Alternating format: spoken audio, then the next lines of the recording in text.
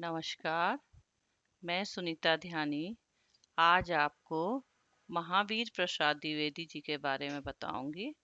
आपका मेरे चैनल में स्वागत है। महावीर प्रसाद द्विवेदी जी का जन्म 15 मई 1964 को उत्तर प्रदेश के रायबरेली जिले के दौलतपुर गांव में हुआ था। इनके पिता का नाम राम साहेब द्विवेदी और माता का नाम श्रीमती आशा देवी था। इनका परिवार धार्मिक और संस्कारी था, जो साधारण आर्थिक स्थिति में जीवन यापन करता था। महावीर प्रसाद द्विवेदी को आधुनिक हिंदी साहित्य का द्विवेदी युग का जनक माना जाता है। जैसे भारतेंदु हरिश्चंद्र को भारतेंदु युग का जनक माना जाता है, इसी तरह द्विवेदी युग का जनक द्विवेदी महावीर प्रसाद द्विवेदी को माना जाता है। वे एक विद्वान, लेखक, कवि और हिंदी पत्रकार थे। उन्होंने हिंदी भाषा और साहित्य के विकास में महत्वपूर्ण योगदान दिया। उन्होंने सरस्वती नामक पत्रिका का संपादन किया। महावीर प्रसाद द्विवेदी सबसे ज़्यादा इसलिए प्रसिद्ध हैं कि उन्होंने सरस्वती नामक पत्रिका का संपादन किया, जिसके चलते बहुत से नए नए कवियों को, साहित्यकारों को सरस्वती में लिखने, पत्रिका में लिखने का मौका मिला और उन्हें प्रोत्साहन मिला। इसलिए सरस्वती पत्रिका का बहुत महत्व है और इसलिए वो प्रसिद्ध हैं। उन्होंने इसका संपादन किया, जो हिंदी साहित्य को नया दृष्टिकोण देने में सहायक सिद्ध हुई। उनके संपादन में सरस्वती का साहित्यिक स्तर ऊंचा हुआ। यह पत्रिका हिंदी पुनर्जागरण का प्रतीक बन गई। सरस्वती महावीर प्रसाद द्विवेदी ने हिंदी भाषा को सरल, सुसंगठित और बौद्धिक रूप से प्रस्तुत किया। एक तरह से महावीर प्रसाद द्विवेदी ने हिंदी की नींव रखी है। अगर हम कोई मकान बनाते हैं तो उसमें सबसे ज्यादा महत्वपूर्ण क्या होता है? नींव का मजबूत होना। ऊपर से सुंदरता बढ़ जाए वो अच्छा नहीं होता है। मेन उसकी नींव अगर मजबूत है तो सबसे ज्यादा सुंदरता वही है। इसलिए उन्होंने हिंदी को सजाया संवारा। वे अपनी साहित्यिक कृतियों और योगदान के लिए आज भी हिंदी साहित्य में एक आदर्श माने जाते हैं। उनका निधन 21 दिसंबर 1938 को हुआ है। महावीर प्रसाद द्विवेदी की प्रमुख कृतियां और उसके प्रकाशन वर्ष निम्नलिखित हैं। कविता कौमुदी 1905 में, यह कविता संग्रह हिंदी साहित्य में उनका एक महत्वपूर्ण योगदान है। कविता कौमुदी। सुधा 1907 में, उन्होंने यह नाटक सामाजिक और नैतिक विषयों पर आधारित है। विचार वाणी 1918, यह निबंध संग्रह विभिन्न सामाजिक और सांस्कृतिक मुद्दों पर उनके विचारों को प्रस्तुत करता है। उन्होंने अपने विचार दिए जो सारे नए कवियों के लिए प्रेरणा स्रोत हैं। हिंदी भाषा और उसका विकास 1923 में, इस पुस्तक में हिंदी भाषा के इतिहास और विकास पर विस्तार से चर्चा की गई है। उन्होंने अनुवाद भी किए हैं। तुर्की का इतिहास, यह तुर्की के इतिहास पर आधारित एक अनुदित पुस्तक है। रघुवंश, कालिदास के महाकाव्य का अनुवाद इन्होंने किया है। रघुवंश का यह संस्कृत में हिंदी में अनुवाद किया गया महाकाव्य है, जो विशेष रूप से प्रसिद्ध है। इन्होंने कुमार संभव का भी हिंदी अनुवाद किया है और कालिदास की एक दो रचनाओं का और अनुवाद किया है। द्विवेदी युग का जो नाम रखा गया है वो महावीर प्रसाद द्विवेदी के नाम पे रखा गया है। इन्होंने इस युग का निर्माण किया। इस द्विवेदी युग को 1900 से 1920 तक माना जाता है। हिंदी साहित्य में एक महत्वपूर्ण समय था जिसमें महावीर प्रसाद द्विवेदी ने हिंदी कविता और साहित्य को एक नई दिशा दी है। इस युग की कविताएं सामाजिक जागरूकता, राष्ट्रीयता और नैतिकता पर आधारित थी। इसमें बहुत समाज सुधार किया गया द्विवेदी युग में। यहाँ इस युग के प्रमुख कवि और उनकी कृतियों का विवरण दिया गया। इन्होंने जो सरस्वती का संपादन जो किया है, उसमें बहुत से कवियों को उन्होंने स्थान दिया है। उस प्रमुख कवि और उनकी कृतियां हैं। पहले तो सबसे प्रमुख है महावीर प्रसाद द्विवेदी। इनकी प्रमुख कृतियां हैं कविता कौमुदी, सरस्वती पत्रिका के संपादकीय लेख इन्होंने लिखे हैं। विशेषता इनकी है, इन्होंने हिंदी कविता को सुधारवादी दृष्टिकोण में नई दिशा दी। देखो, पहले कई तरह की काल्पनिक चीजें लिखी जाती थी, लेकिन उन्होंने सुधारवादी और यथार्थवादी दृष्टिकोण को अपनाया और उसको नई दिशा दी और हिंदी साहित्य के विकास की नींव रखी है। मैं कह रही जैसे मकान में नींव की बहुत अनिवार्यता होती है, मजबूती होती है, और उसी तरह इन्होंने हिंदी को एक मजबूती दी। अयोध्या सिंह उपाध्याय हरिओद, इन्होंने सरस्वती में इनको भी प्रमुख स्थान दिया। इनकी प्रमुख कृतियां हैं प्रिय प्रवास, वैदेही वनवास। इनकी अयोध्या सिंह उपाध्याय की बहुत ही प्रसिद्ध ये कृतियां हैं। इनकी विशेषता क्या है? हरिओद ने छायावादी काव्य के बीज बोए। छायावादी द्विवेदी युग के बाद आता है, लेकिन इन्होंने उसके बीज बोए। उनकी कविताओं में राष्ट्रीयता और संस्कृति का प्रबल स्वर मिलता है। प्रियप्रवास को खड़ी बोली हिंदी का प्रथम महाकाव्य माना जाता है। इस पे बहुत सारे प्रश्न आते हैं बच्चों, और ये अभी टीजीटी पीजीटी का वैकेंसी आ रही है, उसमें अयोध्या सिंह उपाध्याय हरिऔध का जरूर प्रश्न आता है। प्रिय प्रवास किसने लिखी है? खड़ी बोली की का प्रथम महाकाव्य किसको माना जाता है? तो ये प्रिय प्रवास है। इसी तरह बालकृष्ण भट्ट हैं, इनकी प्रमुख कृतियां हैं भारत गान, हिंदी प्रदीप पत्रिका। इनकी विशेषता क्या है? भट्ट जी ने हिंदी गद्य और निबंध साहित्य में महत्वपूर्ण योगदान दिया और समाज सुधार पर आधारित रचनाएं प्रस्तुत की हैं इन्होंने। ये द्विवेदी युग के बहुत प्रमुख कवि हैं। अब आता है मैथिली शरण गुप्त। इनकी प्रमुख कृतियां जो हैं, ये सब आपके प्रश्न इसमें टीजीटी पीजीटी में सभी कवियों के बारे में आएंगी।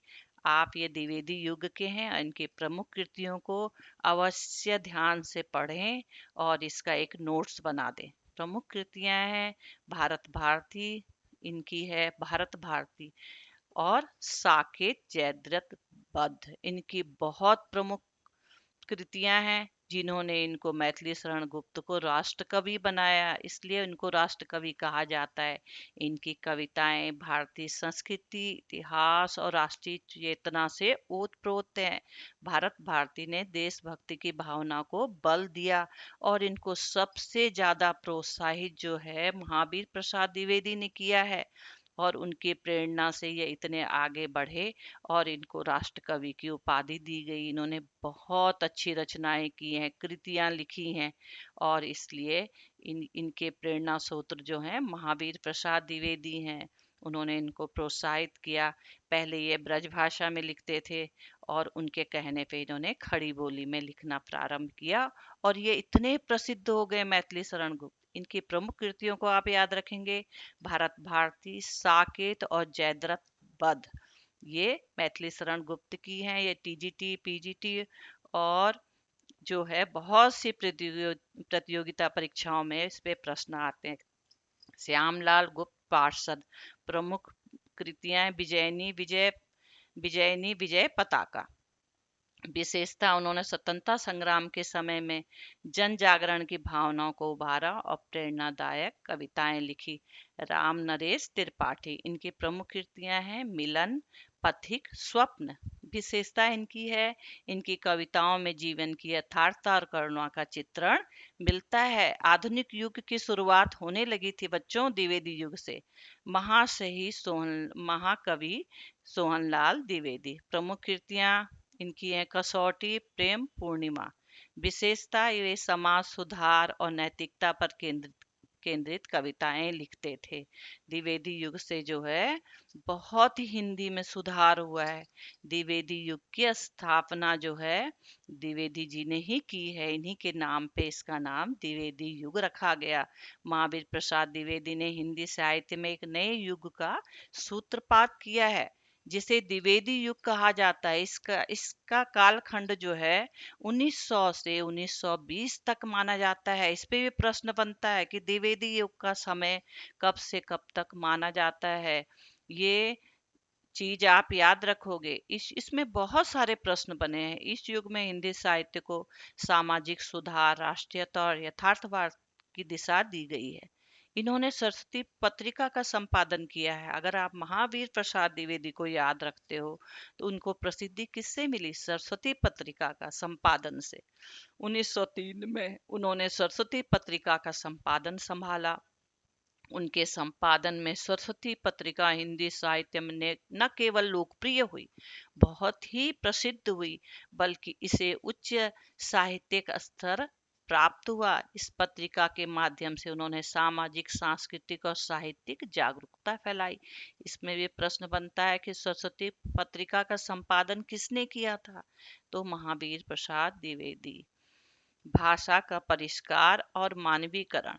द्विवेदी जी ने हिंदी साहित्य को सुधारने और परिष्कृत करने में महत्वपूर्ण भूमिका निभाई है बच्चों।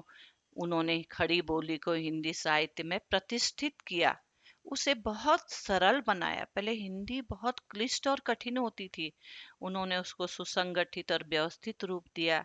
उनके प्रयासों से हिंदी भाषा अधिक सशक्त और प्रभावी बन गई है। अब आप देख रहे हो कि अंतर्राष्ट्रीय भाषा बन गई है हमारी हिंदी। तो इसको जो है हमारे कवियों ने ही सजाया संवारा है। सामाजिक जागरूकता और सुधार। उनकी रचनाओं में समाज सुधार, नैतिकता और प्रगति प्रगति की प्रेरणा दी गई है। वे जाति पाति, अंधविश्वास, बाल विवाह और महिला शिक्षा जैसे मुद्दों पर खुलकर लिखते थे और समाज सुधार की दिशा में लोगों को प्रेरित करते थे। सोचो, इतने प्रयासों के बाद आज हम यहाँ तक पहुंचे हैं। राष्ट्रीय चेतना का प्रचार। द्विवेदी जी की कविताओं और लेखों में देशभक्ति और राष्ट्रीयता की भावना प्रमुखता से दिखती है, ये इनकी विशेषता है। उन्होंने साहित्य में देश प्रेम और स्वतंत्रता संग्राम के विचारों को प्रस्तुत किया है। उस समय देश आजाद नहीं हुआ था, लेकिन उनके प्रयासों से या जागरूकता से सब लोगों ने मिलजुल के आजादी की लड़ाई को आगे बढ़ाया है, जिससे उस समय की युवा पीढ़ी में राष्ट्रीय चेतना का संचार हुआ है। हिंदी अनुवाद कार्य। उन्होंने कई महत्वपूर्ण ग्रंथों का हिंदी में अनुवाद किया, जैसे सबसे प्रसिद्ध है रघुवंश कालिदास का महाकाव्य और तुर्की का इतिहास।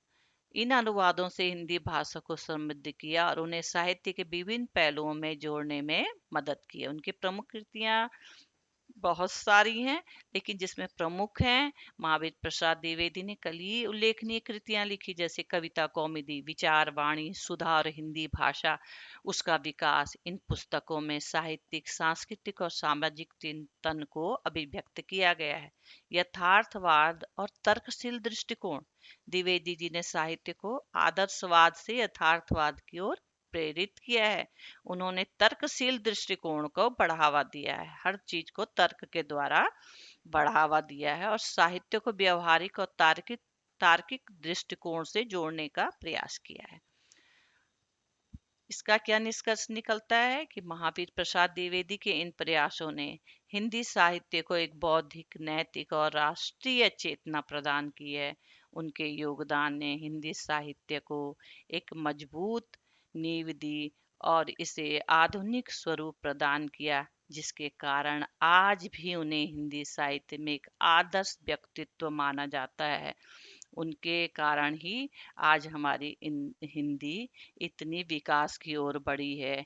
द्विवेदी युग हिंदी साहित्य में भारतेंदु युग के बाद का समय है। इस युग का नाम महावीर प्रसाद द्विवेदी के नाम से रखा गया है। महावीर प्रसाद जी के चलते इसका नाम रखा गया है, क्योंकि वो बहुत प्रसिद्ध थे। द्विवेदी जी की भाषा सरल और प्रांजल थी। उनकी शैली जो है व्यंग शैली भी थी। उनकी निबंधों पर पांडित्य के बोझ को हावी नहीं होने दिया है और उन्हें आचार्य भी कहा गया है। नमस्कार, धन्यवाद।